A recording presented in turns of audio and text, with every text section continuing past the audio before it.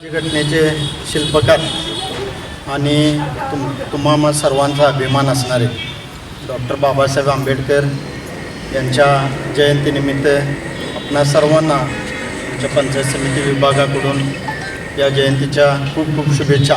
ज्यांच्यामुळं आज आपण इथं ताटमानेनं उभा आहे किंवा समाजातल्या अतिदुर्बल घटकालाही सगळे अधिकार दिले, ज्यांनी त्या महामानवाचं आज आपण स्मरण करण्यासाठी इथं जमलेलो आहोत.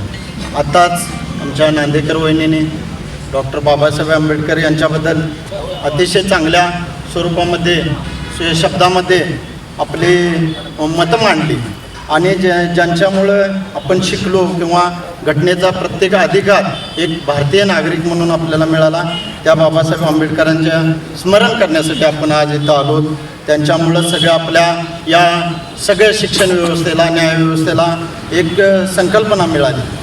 आत्ताच आमचे मित्र यांनी जी मागणी केली की जे शिक्षणाची गंगा आणणारे ज्यांना महात्मा ही उपाधी आपण दिली, क्रांतीसूर्य ज्योतिराव फुले यांचा पुतळा या आवारात असणं अतिशय म्हणजे आपण रास्त मागणी केली.